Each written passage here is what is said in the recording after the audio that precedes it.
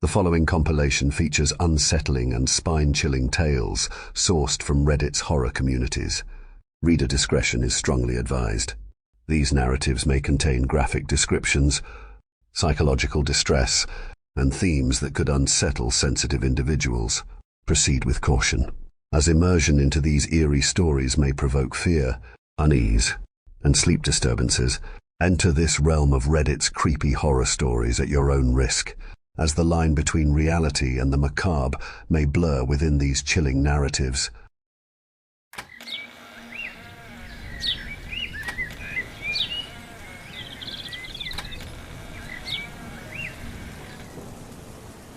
I used to think that families were bound by blood, by the shared history, and those invisible threads of love and obligation that tie us together, no matter how frayed those threads become.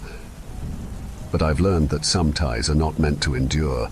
They unravel, slowly at first, then violently, until nothing is left but the raw, jagged edges of what once was.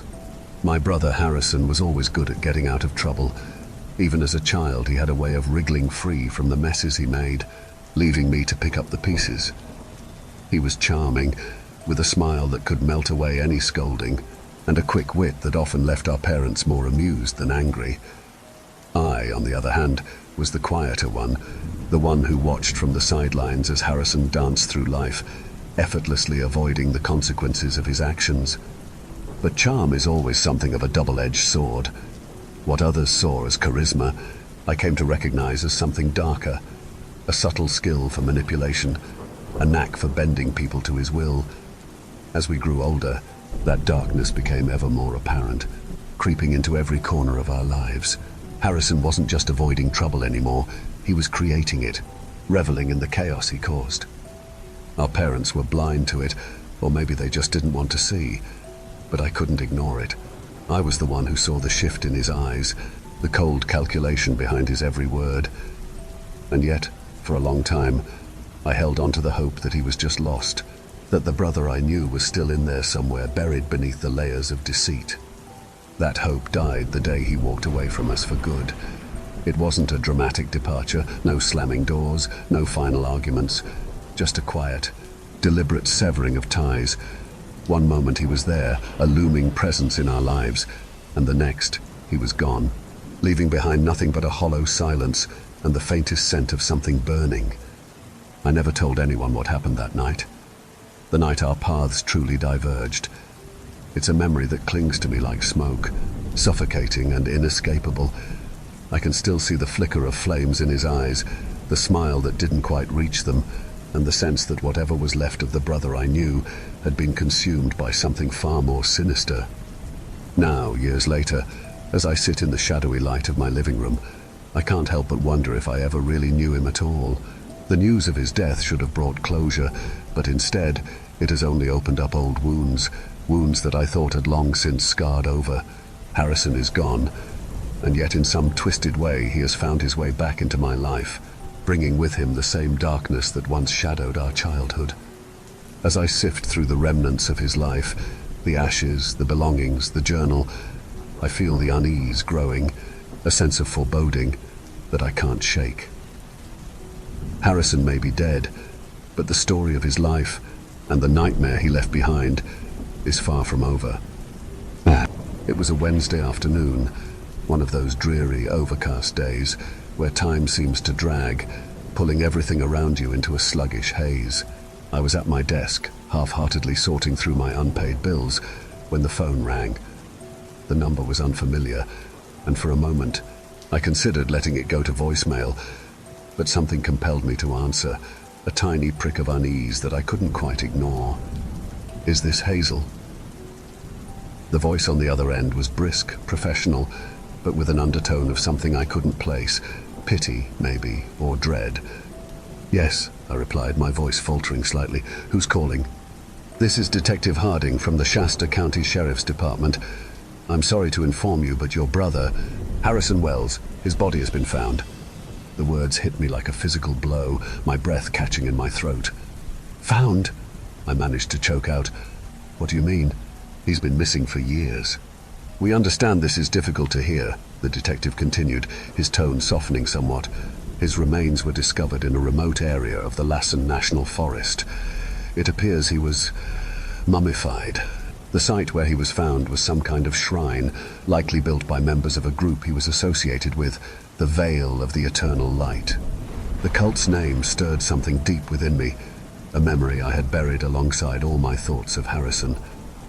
I'd heard it mentioned once before, years ago, when he had first begun to drift away from the family, while immersing himself in strange philosophies and even stranger company. But to hear it now, tied to his death, was like a nightmare dredged up from the darkest recesses of my mind. I don't remember much of what was said after that. The detective spoke in careful, measured tones, explaining how they had identified Harrison, how his body had been preserved by the cold, dry air of the mountains. He mentioned something about an ongoing investigation, the need to contact next of kin, but the details blurred together in my state of profound disbelief. When I finally hung up, I was left staring at the phone. My hand was trembling. The room felt suddenly too small, the walls pressing in on me, as if Harrison's ghost was lingering just beyond the edges of my vision. I had known deep down that he was gone long before this call, but hearing it confirmed by the authorities was something else entirely. The finality of it, the grotesque reality of his death, made it all too real. 2 days later, a package arrived at my door, the cardboard box bearing no return address. The delivery man offered me a sympathetic glance as he handed it over, but I barely noticed. I knew, even before I opened it, what it would contain. Inside, nestled in a bed of crumpled paper, was a small, unadorned urn. Harrison's cremated remains. The sight of that alone was enough to turn my stomach, but it was the other item in the box that truly unnerved me. A leather-bound journal, worn and weathered, its pages thick and yellowed with age and use. I stared at the journal for what felt like hours, my hands refusing to reach for it. It was Harrison's, of that I was certain. The thought of reading it, of delving into the twisted labyrinth of his mind, filled me with a cold, creeping dread. But I couldn't ignore it either. It was as if the journal had a gravitational pull, drawing me in despite my better judgment. Finally, with a deep, shuddering breath, I picked it up. The leather was cool against my skin, the edges frayed from years of handling. I could almost see him, sitting in some dark corner of that shrine, scribbling away his thoughts, his fears, his plans. The first page was blank, as if he'd hesitated before beginning. Then, in his familiar, spidery handwriting, the words began to take shape, each one a thread in the web that would eventually ensnare us all. As I turned the pages, my heart pounding in my chest, I knew there was no turning back. Whatever secrets Harrison had taken to the grave, they were now mine to uncover.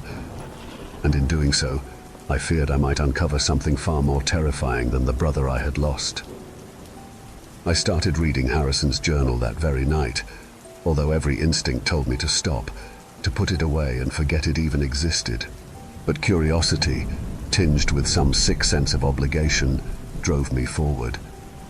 Each page felt as though it was peeling back layers of my brother's mind, revealing a side of him I had only glimpsed before, darker, more twisted than I could have imagined. The early entries were almost mundane, filled with reflections on life and musings about society's many flaws. But even here, there was an undercurrent of disdain, a cynicism that seeped through his words. Harrison had always been quick to judge others, but the journal exposed a contempt for humanity itself. He wrote about people as if they were pawns, tools to be used and discarded. His words dripped with cold ambitions of manipulation, detailing how he would exploit weaknesses, how easy it was to bend others to his will. As I continued reading, the tone of the journal shifted. His musings grew more erratic, more laced with paranoia. He wrote of a light that called to him, a force that promised power and immortality, but at a price he was increasingly unsure he wanted to pay. His followers, who had once revered him, became objects of his suspicion. He began to fear them, convinced they were plotting against him, that they were more loyal to the light than to him. The journal painted a picture of Harrison's mental descent. What began as confident manipulation spiraled into fear, a dread he could not escape. He wrote of visions, of shadows moving just beyond his sight, of whispers that grew louder each night. The veil of the eternal light. The cult he had once commanded had become his prison. They worshipped him, yet he feared they would one day destroy him to appease the light they so obsessively sought. One entry in particular chilled me to the bone. He described the shrine where his body would later be found, a place deep in the wilderness, far from the prying eyes of the outside world. It was there that the cult regularly gathered, performing rituals under the pale moonlight, their chants echoing through the trees. Harrison wrote of their obsession with immortality, how they believed the light could grant them eternal life. But he feared they'd misunderstood something fundamental, that the light was not a benevolent force but something darker, something that fed on their devotion and would eventually consume them all. With every revelation, I felt the walls closing in around me. The more I uncovered about the cult, the more I sensed that I was no longer alone. The journal had drawn me into Harrison's world, and now it felt as if his fears had become my own. I began to notice things. Small, almost imperceptible signs that someone was watching me. A car parked too long across the street, footsteps echoing in the hallway outside my apartment, the feeling of eyes on me as I walked through the city. It was as if the cult had marked me, as if by reading the journal I had become part of their twisted story. Then came the most terrifying realization of all. I had just finished reading one of Harrison's most desperate entries, a rambling account of how he no longer trusted anyone, not even those closest to him, when a name jumped out at me. He spoke of a man, a trusted confidant who had become his second in command, someone he had relied on before the paranoia set in. Harrison called him Fox, a name that sent a shiver down my spine. I tried to dismiss it as a coincidence, but the memories came flooding back, memories of a time I had tried so hard to forget. A few months ago, during one of the lowest points in my life, I had met a man. He was mysterious, intense, with an almost magnetic pull. Our relationship had been brief but all-consuming, a whirlwind of emotions that had left me drained and hollow. When it ended, he vanished as quickly as he had appeared, leaving behind only a sense of unease that lingered long after he was gone. As I read more about Fox, the feelings of dread in my chest grew. Harrison described him in detail, his sharp mind, his unwavering loyalty, his cold, calculating nature. The more I read, the more I recognized him. The man I had known, the father of my unborn child, was Fox, a high-ranking member of Harrison's cult, a man deeply entrenched in the twisted beliefs that had consumed my brother. This realization hit me like a punch to the gut. I was not just a victim of circumstance. I had been ensnared in their web long before I ever knew it. My connection to Harrison, to Fox, was not a mere accident.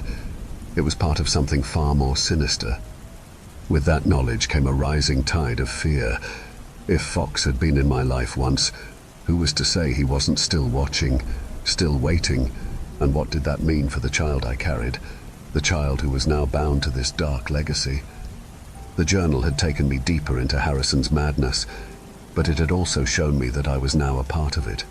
There was no escaping the shadows that had haunted my brother, no way to erase the past that had led me here. And as the days passed, that sense of being watched grew stronger, the shadows more tangible, as if the cult was closing in on me, just as they had on Harrison. I knew one thing for certain: I couldn't run from this, not anymore. The only way out was to confront the darkness head-on, to face the cult, Fox, and the legacy my brother had left behind. But even as I resolved to do so, the fear ate away at me, a constant reminder that I was in over my head, that the danger was far greater than I could ever have imagined. The realization had hit me like a thunderclap. I had never been free of Harrison's influence, not even after his death. Every page of his journal, every dark secret it revealed, had been leading me to this moment. The man I once thought of as a fleeting mistake, a brief escape from my troubles, was far more than that. Fox, Harrison's confidant, his right-hand man, hadn't just been a part of my past. He had been woven into the very fabric of my life, a thread pulled tight by Harrison's cold, calculating hand. The truth was unbearable. My relationship with Fox wasn't a coincidence, a random encounter during a dark period in my life. No, it had been carefully orchestrated, planned with chilling precision. Harrison had set it all in motion, drawing me into his twisted web even as I had tried to distance myself from him. And now, with Harrison gone, that web was closing in, tighter and more suffocating than ever. In the days that followed, paranoia became my constant companion. I could no longer trust the world around me, couldn't shake the feeling that unseen eyes were always watching. I started noticing more things I hadn't before. The same car parked on the corner day after day, the way the shadows seemed to move just outside the reach of the streetlights. The figure I was sure I saw standing across the street, only to vanish when I looked again. It wasn't just outside that I felt the presence either. My home, which had for so long been a sanctuary, now felt like a trap. I began finding subtle signs that someone had been inside. Doors left ajar, a chair slightly out of place, the faint smell of cigarette smoke lingering in the air despite my never having smoked. At night, I heard whispers, soft and indistinct, like a distant conversation just beyond the walls. Sometimes, I would wake up with the feeling that someone had been standing over me, watching me sleep. From that point, I moved frequently, packing up my life and disappearing to another town, another city, trying to stay ahead of the creeping dread that followed me. But no matter where I went, the fear followed. It was in the flickering lights of motel rooms, the fleeting glimpses of figures in my rearview mirror, the calls that disconnected just as I answered. I was always looking over my shoulder, waiting for the next sign that the cult was close, that Fox was close. The worst part was the constant uncertainty. I never knew if what I was experiencing was real or just the manifestation of my growing terror. The boundaries between reality and paranoia blurred, leaving me questioning everything, every sound, every shadow, every stranger's glance. I could feel myself unraveling, slipping further into the fear that now dominated my life. I wasn't just running from the cult, I was running from the truth of what my life had become. I was a pawn in a game that had started long before I realized I was playing, a game that wasn't over just because Harrison was dead. And no matter how fast I ran, how carefully I tried to hide, the feeling of being hunted grew stronger, as if the walls of that game were closing in on me inch by terrifying inch. The realization that I had been a target all along, that every decision I thought I had made for myself had been influenced by forces I couldn't see, was suffocating. I was no longer sure where Harrison's plans ended and where my life began, and the more I tried to escape, the more I understood that there was no way out, not for me and not for the child I was carrying. I knew I had to confront it. I had to face the darkness that had consumed Harrison and was now consuming me. But the closer I came to that realization, the more I felt the presence of something far more sinister than I had ever imagined. The cult, Fox, Harrison's twisted legacy. They were all closing in and I was running out of places to hide. The small cabin I'd rented deep in the woods was supposed to be my final refuge, a place so isolated that even the shadows I feared couldn't follow. But as I stood by the window, staring out at the dense trees that surrounded me, I saw him. Fox, a dark silhouette among the shadows. My heart raced, and I knew in that moment that there was no more running. The time had come to confront the man who had haunted my every step, the man who had twisted my life into a nightmare. I stepped outside, the cold air biting at my skin, and approached him with a resolve I didn't know I had. Fox stood perfectly still, his presence eerily calm against the backdrop of the swaying trees.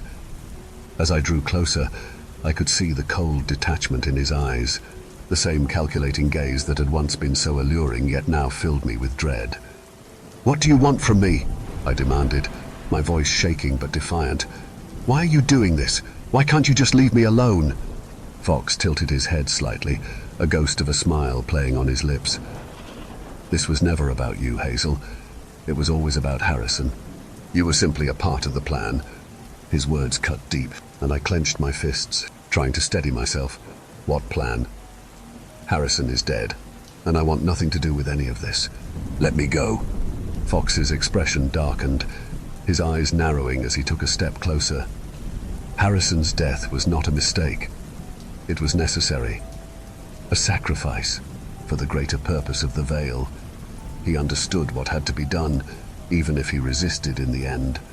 I felt a chill run down my spine. Sacrifice? What are you talking about? He was chosen, Fox replied, his voice low and ominous. The light demands sacrifices, Hazel.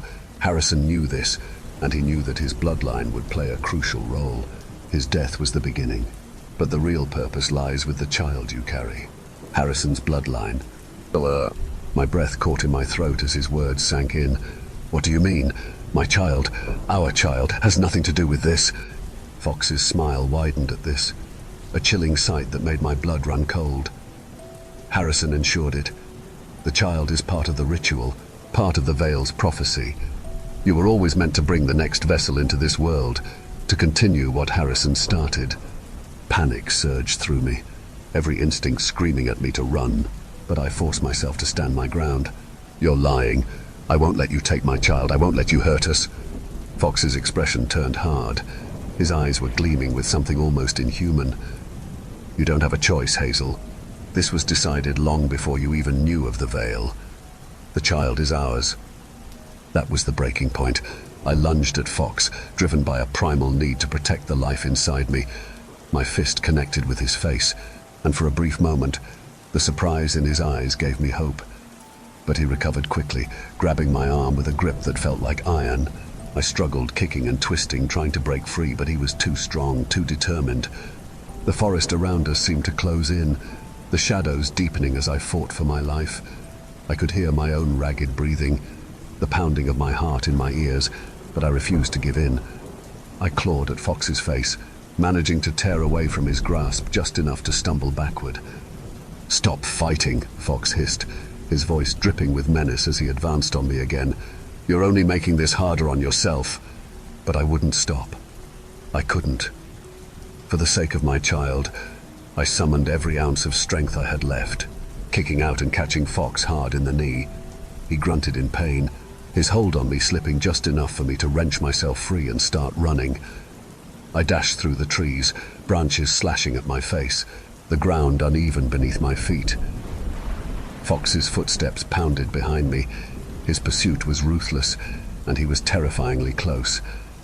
I could hear him, feel him closing in, but I forced myself to keep moving, driven by sheer desperation. Ahead, I saw the faint outline of my cabin, the door still ajar from when I had rushed out to confront him. I pushed myself harder. My lungs were burning, my vision was blurring with tears of fear and exhaustion. Just a few more steps, just a little further, and I could make it inside. I could lock the door and... A hand grabbed my arm, yanking me back with brutal force. I screamed, twisting around to see Fox's cold, emotionless eyes staring back at me. "This is the end, Hazel," he said, his voice like ice. "You can't escape what's meant to be." In that moment, something inside me snapped. A raw, animalistic survival instinct took over, and I lashed out with everything I had. My knee connected with his groin, and he doubled over in pain. I didn't waste a second. I turned and bolted, stumbling into the cabin and slamming the door behind me. I grabbed the nearest piece of furniture, a heavy chair, and jammed it under the door handle, my hands shaking uncontrollably. Fox's pounding on the door echoed through the small space, but I didn't wait to see if it would hold. I raced to the back of the cabin, throwing open the window and squeezing through, my body trembling with fear and adrenaline. I ran, the forest swallowing me up as I fled into the darkness, Fox's voice still ringing in my ears, promising that this wasn't over. I didn't know where I was going, or how I would survive, but I knew one thing. I had to protect my child. I had to keep running, keep fighting, no matter what it took. And as I disappeared into the night, I realized that this was only the beginning. The veil of the eternal light wasn't done with me, and I wasn't done with them. The fight for survival had only just begun, and I would do whatever it took to keep my child safe from the darkness that had consumed Harrison and now sought to claim us both. In the weeks that followed, my life became a series of fleeting moments, a blur of unfamiliar places and faces I dared not trust. I changed my name, my appearance, everything that could tie me to the person I once was. To be honest, every time I looked in the mirror, I barely recognized the woman staring back. My eyes were hollow with exhaustion, my hair cropped short and dyed a color that felt foreign, and my skin pale from lack of sunlight. But it was necessary. Survival demanded that I become someone else, someone untraceable. I moved from town to town, never staying long enough to form connections, never letting my guard down. Every night, I triple-checked the locks on the doors and windows, setting up makeshift alarms with whatever I could find. A glass balanced on a doorknob, a pile of empty cans near the window. I slept with a knife under my pillow, though in truth I barely slept at all. My dreams were haunted by shadowy figures and the cold, piercing eyes of Fox. The cult was still out there. I could feel it in the pit of my stomach, a constant gnawing dread that never let me rest. Every time I heard footsteps behind me on a dark street or noticed the same car in my rearview mirror for too long, my heart would race, and I would be on the move again. I never stayed in one place for more than a few days, constantly changing my routine, always watching, always waiting for the next sign that they had found me. Through it all, I kept Harrison's journal close, the one link to the brother I once knew, now twisted beyond recognition. I couldn't bring myself to finish it at first, too terrified of what the final pages might reveal. But the longer I ran, the more the journal called to me, as if Harrison's voice was echoing from beyond the grave, urging me to understand what he had become, what he had done. One night, holed up in yet another anonymous motel, I finally gave in. I opened the journal to the last few pages, my hands trembling as I began to read. The entries had grown increasingly erratic, and were filled with cryptic warnings and frantic scrawls that barely resembled Harrison's once neat handwriting. He wrote of the light, of visions that had consumed his every waking moment, of voices that whispered in the darkness, promising eternal life, but at a cost he hadn't foreseen. He spoke of the cult members turning on him, their devotion to the light overshadowing their loyalty to their beloved leader. They believed his death was necessary, a sacrifice to complete the ritual that would ensure their immortality. But Harrison had realized too late that the light was not what it seemed, that it was something dark, something that fed on their fears and their blood. He wrote of the shrine where he knew he would die, a place he had once seen as sacred but had come to fear as a tomb. And then, in the final entry, the tone shifted. The frantic, terrified ramblings gave way to a chilling calmness, as if Harrison had finally accepted his fate. He wrote directly to me, as if he knew I would one day read these words. "Hazel, if you're reading this, then it's too late for both of us. The light will not rest until it has what it wants, and you are a part of this now, whether you choose to be or not. There is no escaping what I have set in motion, the child you carry. It is destined for something beyond your control, beyond mine. The veil will find you, just as it found me. We are bound by blood, by fate, and there is no running from what is already written." The journal ended with a single chilling line, written in a hand that seemed to shake with both fear and resignation. "Your only hope is to embrace the darkness, or it will consume you." I closed the journal, my heart pounding in my chest. Harrison's words echoed in my mind, a terrifying confirmation of what I had feared all along. There was no escaping this, no way to outrun the legacy he had left behind. The cult would find me eventually, no matter how far I ran, no matter how well I hid. I was living on borrowed time, and I knew it. The fear that had driven me to survive now threatened to paralyze me, but I couldn't let it. I had to keep moving, keep fighting, for the sake of my child. Yet with every passing day, I felt the full weight of Harrison's warning, a reminder that the darkness was always just one step behind, waiting for the moment when I would finally stumble, when I would finally fall. As I packed up my few belongings and prepared to leave the motel, I glanced at the journal one last time, a cold resolve settling in my bones. Harrison was right about one thing. I couldn't escape what was coming, but I would face it on my terms. I would protect my child, no matter the cost. And if the veil of the eternal light came for us, they would find that I was no longer running. I was ready to fight. 3 years had passed since the night I fled from Fox. 3 years of constant fear and vigilance. My son, Caleb, had become my entire world, the reason I pushed forward despite the shadows that still haunted our lives. I had changed our identities once again, settled in a small, quiet town far from the places where I once lived, trying to build a semblance of a normal life. But no matter how much distance I put between us and the past, I could never shake the feeling that we were still being watched, still being hunted. At first, Caleb seemed like any other child, bright, curious, and full of life.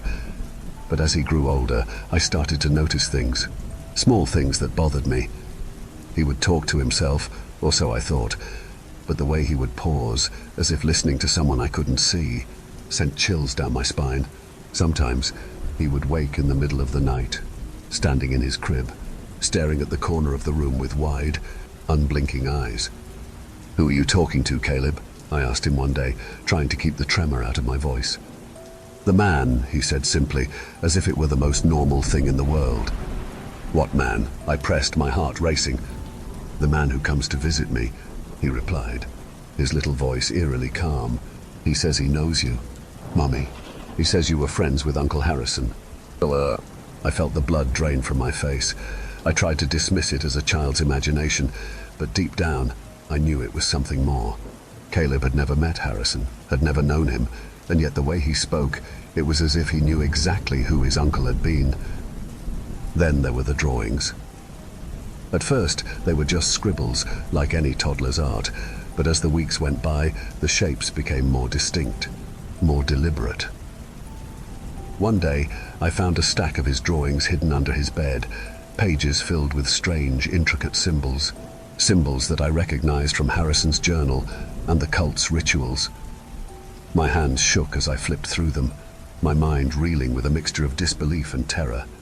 It wasn't long after that when I discovered the journal again. I'd hidden it away, buried it deep in a box in the back of the closet, hoping to forget about it. But there it was, lying on my nightstand, as if someone had placed it there deliberately. I knew I hadn't taken it out, hadn't even opened that box in months. With trembling hands, I picked it up, flipping through the familiar pages until I reached the end. That's when I saw it.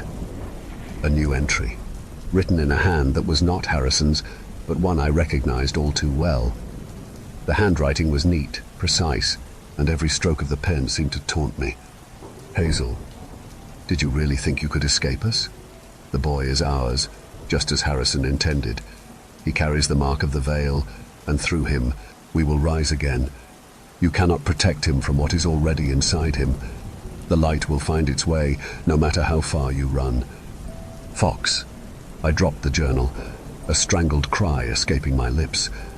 My mind raced, 1,000 thoughts colliding as the horrifying realization set in.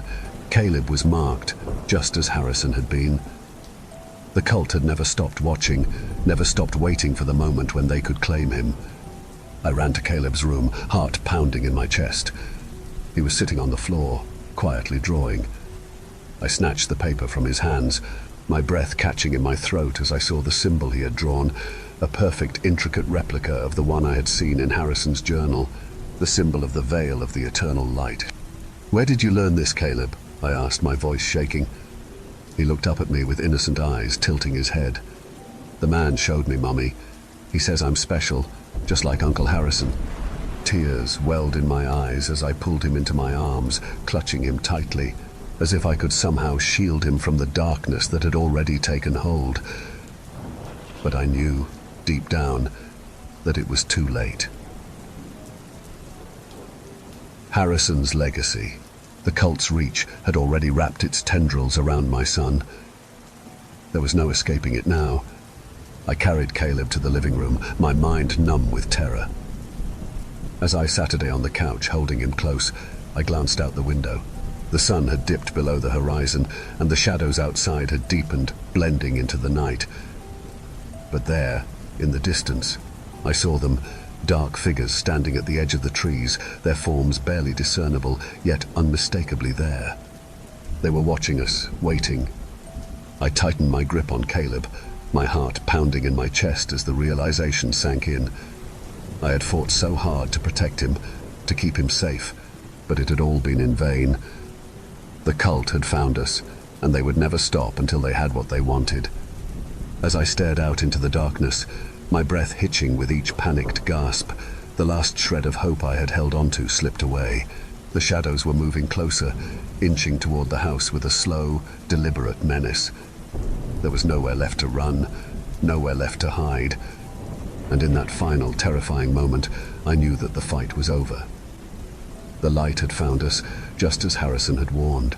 The legacy of the Veil of the Eternal Light was not something I could escape, not something I could outrun. It was a part of us now, a part of Caleb. With tears streaming down my face, I clutched my son tighter, whispering a desperate promise that I would protect him, that I would never let them take him. But even as I said the words, I knew they were hollow. The darkness had already won, and as the shadowy figures outside loomed ever closer, all I could do was wait for the inevitable. The last thing I saw as the figures finally reached the window was Caleb's innocent smile, his small hand reaching up to touch the glass, as if greeting an old friend. And then the world went dark.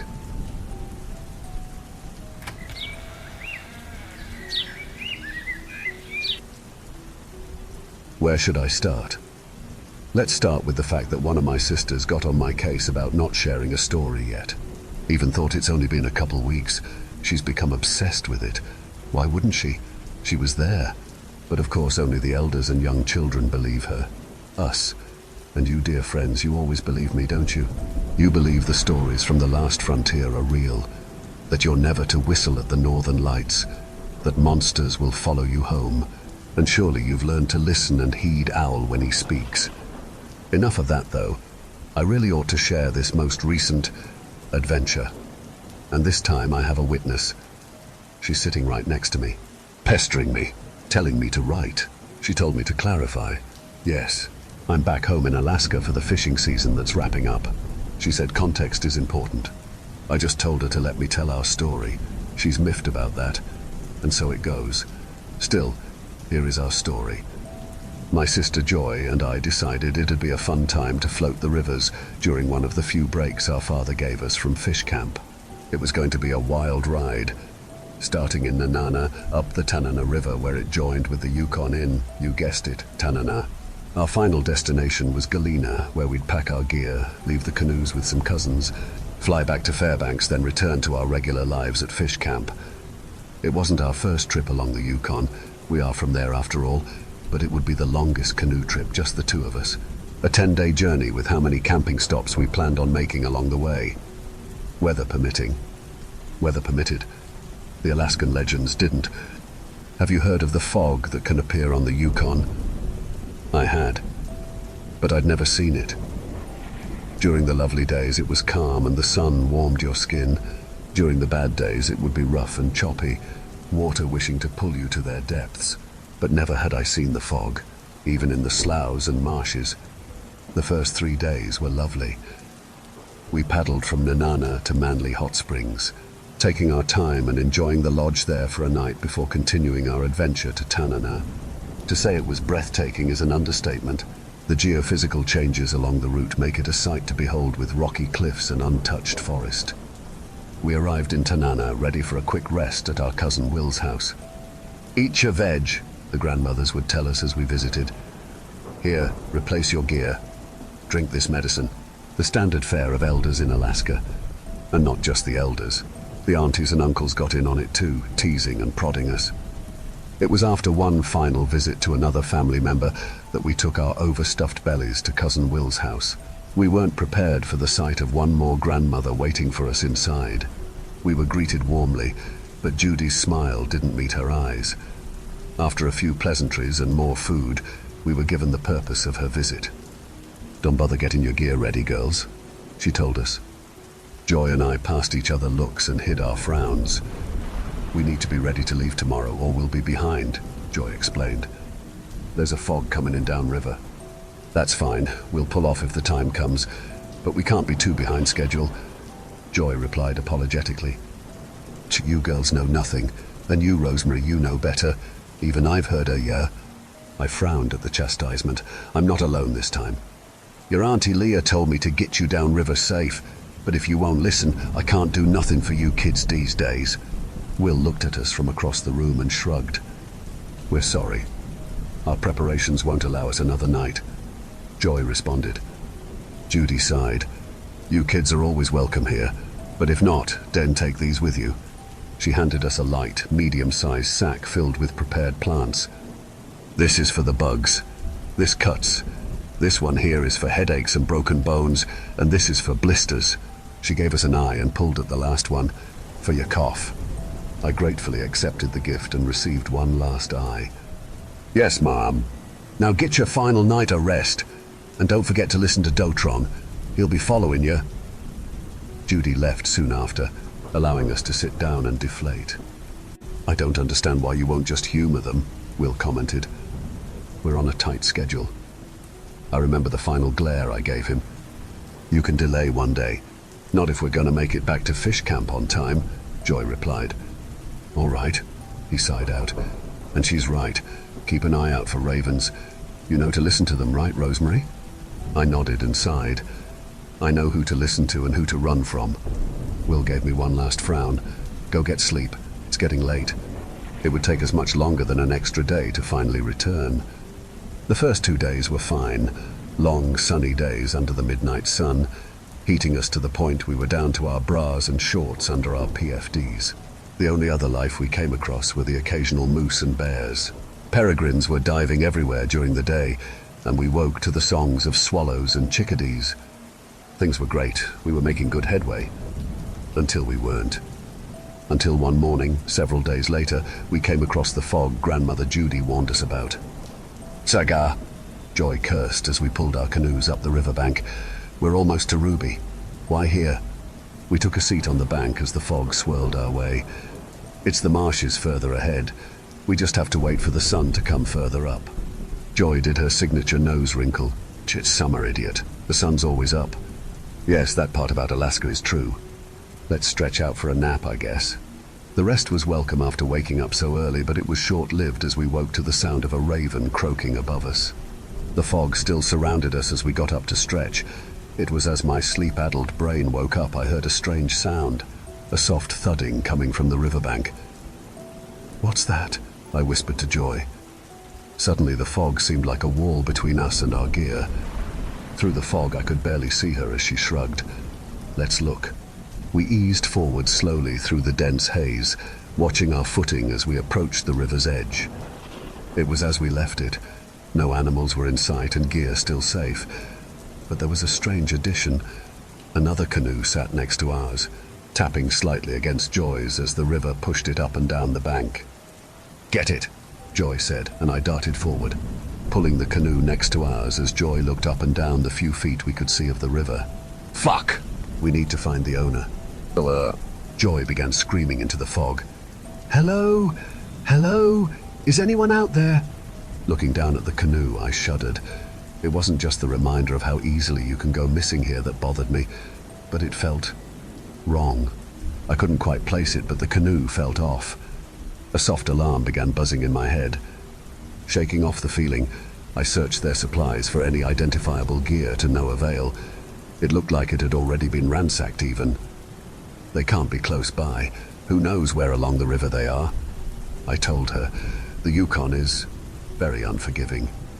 "Well, we have to find them. Maybe they're a little further upstream." "We're fogged out. We wouldn't be able to see them no matter how hard we tried. What are we supposed to do?" I looked down at the canoe. "We need to find out who they are. Help me get this further up." We pulled the canoe up the bank where we began digging through things in earnest, all the while the fog somehow growing thicker, seeming to cause movement in the corner of my eyes. After a few minutes, Joy finally spoke. "Does something feel wrong to you?" she asked. I looked up at her and shivered as I saw the fog beginning to swallow her. But somehow I could still see some of the river beyond her. I wasn't going to say it. I wouldn't. I watched the shadows of other canoes and kayaks float downstream. Or was it upstream? What direction did the river flow anymore? Did it matter? It was a fleet of the dead and damned. All sound had stopped, yet somehow eyes were on us in the fog while she began to take on a hazy form. I ignored the question. "Have you found anything identifiable?" Nothing but food supplies. They weren't on a long trip, that's for sure. I know she couldn't see it through the fog, but my frown grew deeper as I heard a whisper. I fought to ignore it, fought to ignore the tickling in my ear. "Joy, do you see anything weird?" I asked, slowly standing, eyes scanning the now wall of fog. "I can't see anything." "No, I mean the canoe. Do you see anything wrong with the canoe?" "There's nothing broken, if that's what you're asking, and there's no water in it. And there's nothing else." "What kind of canoe is it?" I heard her feeling around it. It's birch." My hair stood on end. "What kind of food supplies and cookware did you find?" "Smoked salmon, a small pot, some rice, and a few root vegs and freeze-dried foods." I heard her rummage through the canoe. "None." Her voice dropped lower. I almost stopped breathing. "Clothes. Are there any clothes up there?" I asked as I dropped next to the canoe and began digging through the gear I had found up front. Nothing but fishing nets and woven baskets. Suddenly the eyes felt close, as if they were waiting to see my reaction. I risked looking up in Joy's direction. "Joy?" "Yeah," she whispered. "Which direction is the river flowing?" "I can't tell." "Which direction is your canoe? It should be right there." She looked around. "I don't see it." I slowly felt my way to the back of the canoe. "How do you feel?" "Like something is looking over my shoulder." A raven croaked above us. "It's just the birds." I whispered and grabbed Joy's hand, finding it shaking. "You know it's not." I didn't tell her the truth. I didn't want to. I heard a whisper in my ear and the tracing of fingers down my scarred back. The scars that were proof of my damaged Jaeger from years ago. The tears that allow spirits to see my Nukubedze, to covet it, and the fog wanted it. The whisper was in the language I was familiar with but never bothered learning, and I understood at least one word. One name. Joy. "Yes. Get in the boat." "What?" I said, "Get in the boat." I heard her clumsily clamber in and listened for the non-existent wildlife. "Don't leave the boat." "What?" "Don't leave the boat, no matter what." I knelt next to her, gripping her hand. "Lot of luck, this'll do us," Joy whispered. This really helped the owner. "I'm going to say something and you're not going to like it." I paused, thinking it through. "Tohe, don't you dare finish that." I had begun whispering the name of the owner of this fog. A quiet splashing began a few yards from us, and I stiffened as a raven flew over us. "Joy, no. We'll be stuck here forever if we don't do anything." Her eyes were pleading, begging not to move. A small rumble that I swore was a laugh broke the silence between us, and it was just as suddenly cut off by the raven landing in front of us. Its big black eyes assessed us and hopped onto the end of the canoe, beckoning us to move. "Joy." Her eyes were suddenly glassy, bordering to tears. "I can't. We'll be stuck here, though." I looked back at the raven and swallowed. "Trust us. Trust me. Trust Raven. Trust Grandma Judy, if anything." I felt sick as my feet entered the water before pushing the canoe until it was fully removed. I peered through the fog, our gear nowhere in sight. "I'm going to find our canoes. Hold tight." "Don't leave me." I gave Joy a smile and squeezed her shoulder. "It's okay. Just remember I make good bait. Don't joke like that." "Hey, you'll be fine. My Jaeger's already broken, so my soul smells tasty with fear right about now. You're going to be nice and hidden as long as you stay here." I sounded confident, or at least I hope I did.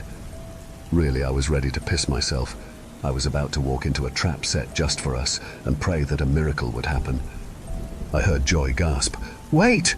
She began rustling about. "Take this." She handed me one end of a rope. "Don't go beyond it." I stared at the old frayed rope in my hand. It was wrong. It was all very wrong. There was no way anyone would be floating down the river so minimally these days. Not when we had everything to be safe in modern times. But what does time matter to a legend? Time was long gone, judging by the boats I had seen earlier. Walking along the water, I fought off the chill that the fog brought with it, caressing my skin and making my hair stand on end. The silence was deafening, and I screeched when it was shattered by the raven whisking past me to land feet in front of me. "Are you really here to help this time?" I asked him, and continued walking along the water's edge. It tilted its head and hopped a few feet further from me, barely within my field of vision. The canoes had been right next to us. Where did they go?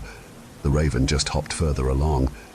Suddenly, a rumbling sound came from the water, and just as quickly as it came, it stopped.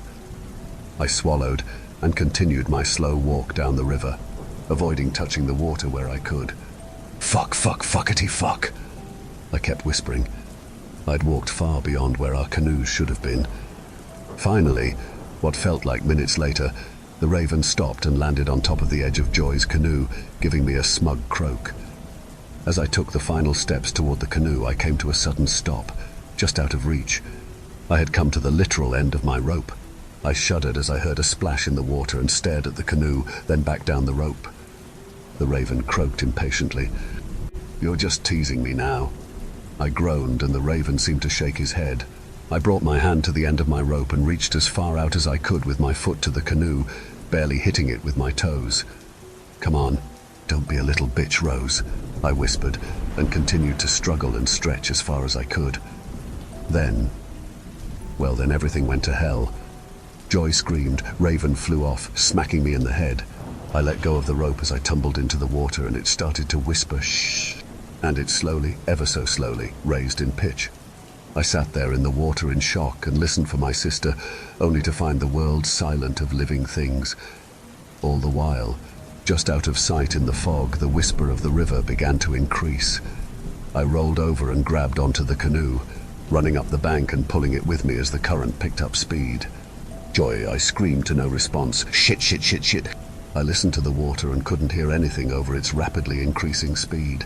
What had started as a whisper turned into a groan, and slowly, very slowly, the groan turned into a scream. The scream of a sow, the scream of a whirlpool. I threw my hands over my ears to no avail, and I began bawling. The fog began to choke me and wind its way down my throat and into my lungs. It was the familiar feeling of drowning. I could no longer scream, even as I recognized what was beginning to breach the surface of the river. I like to think I have a good imagination. How you'd hear they had a great maw filled with rows of teeth, and their eyes shone a sinister black, and you think you understand what someone's saying. Apparently my imagination failed to understand what my elders had always told me. Tohija was something much worse. Tohija was a monster I could never comprehend without seeing. As he slowly broke the water, I could understand how his gaping jaws were able to start a whirlpool, how the flick of his tail caused the river to rush, and how his onyx eyes frounced me in place as he climbed up the riverbank on all fours. I choked and coughed on the fog as I tried to scream. I heard Tohij whisper, "You smell yummy." Please, someone explain how a gaping maw of nothing but teeth, a long serpentine tongue and no lips can whisper. And please explain how the low voice rattled in my brain, layered on itself in many languages, echoing and ricocheting through my skull. The smell of Tohij hit me as he slowly stalked me, the rotten flesh in his teeth and the putrid scent of his own partially scaled body, its diamond-shaped head reminding me of an alligator. I rolled over to vomit, adding to the already rank bouquet. A gravelled and mirthless laugh came from deep within his chest. I scooted back up the steep edge of the bank, scraping my hands as I went. I watched as Tohij licked his teeth, salivating at the scent of my blood and fear. There'd be no outrunning him. He could smell me wherever I went. I had to think, and think quickly. Tohij isn't like Torega. Tohija is a logical, thoughtful being. What did Raven do when he fought Tohij last? He did the thing he always does. Raven tricked him. Washingtonite, Washingtonite, Washingtonite, Washingtonite. I screamed at him. I swear the thing grinned in amusement as it tilted its head. "I'm just like you." I jumped up, hoping to feign confidence. Its chest rumbled in another laugh. "I swear I am. I am also a thing that eats man." "I smell your nukubedze." "Well, shit, it was worth a shot," I murmured. Tohij continued stalking toward me, his scent hitting stronger and stronger. The sound of the water dripping off of him became as loud as the river, and the thick taste of the fog was clogging my chest. I bit back tears. I was dead, and all I could do was hope my sister could get away, that I'd be tasty enough Tohij would be satisfied. I stood there frozen as it stalked toward me, its long, powerful limbs built just as much for crawling on all fours as to walk upright. "Run, little monster," it taunted, voice rattling my skull. I swallowed and stood my ground. "If you don't believe me, take me back to my sister. I'll show you." What I assumed was a laugh rumbled out of its throat. "If the little monster insists." The fog dissipated into a path, and I heard my sister coughing at the other end. As I walked, I watched the ground and trees before me, thinking of how what I needed was there, how Raven once outsmarted Tohij, how I could too, even if it was me just copying him.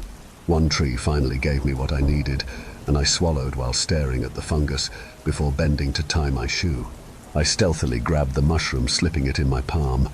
This was going to hurt both of us, but hopefully be worth it, and I knew Joy would live through it. When I finally saw my sister, shivering in the canoe, I began speaking again.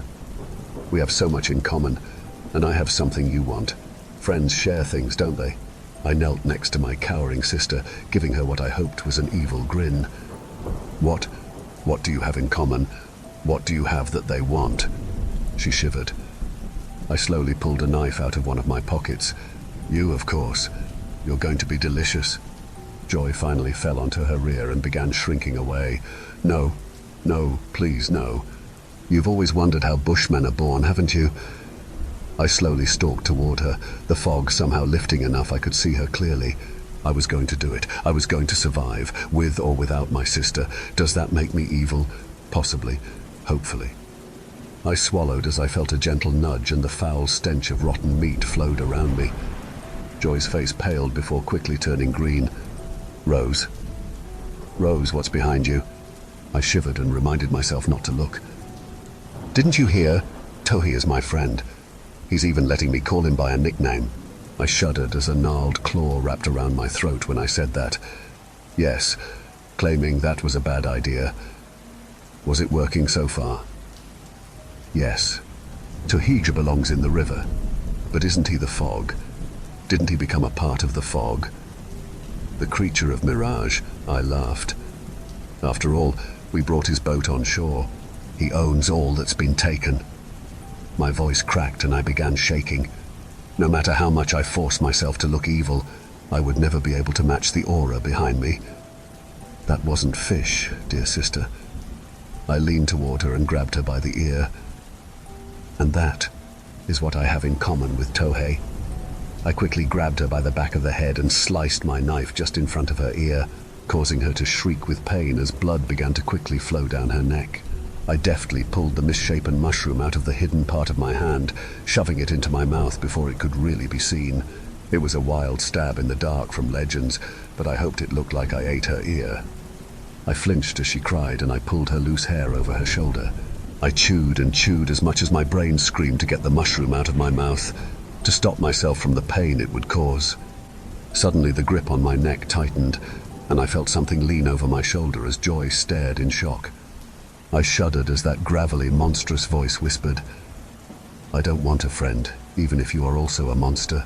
Still, I fought not to look as I felt the heat next to my ear. "I don't need a friend to eat her. Besides, I want to eat you and your delicious-smelling nukubedze." I frowned. I really ought to take care of that one of these days. The grip tightened. How does a monster like you smell so human? My head slowly began spinning. The scars on my back felt like they were tearing, and I tried to keep hold of my wits. "I don't know, but since we are the same, at least grant me one request." A rumble of laughter. "What would you like, little bushman?" More tearing at my back, like something was digging into me. My sister gasped through her whimpers at the accusation. I shuddered.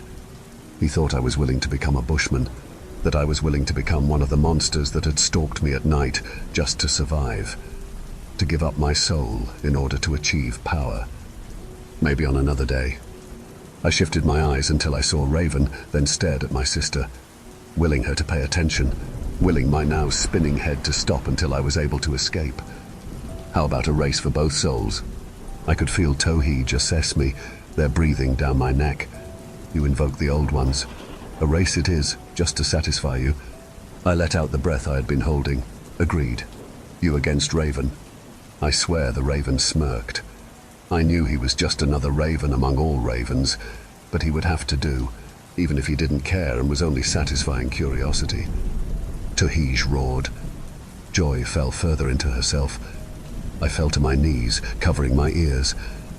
And startled, the raven took off, heading upriver. I chanced to glance behind me.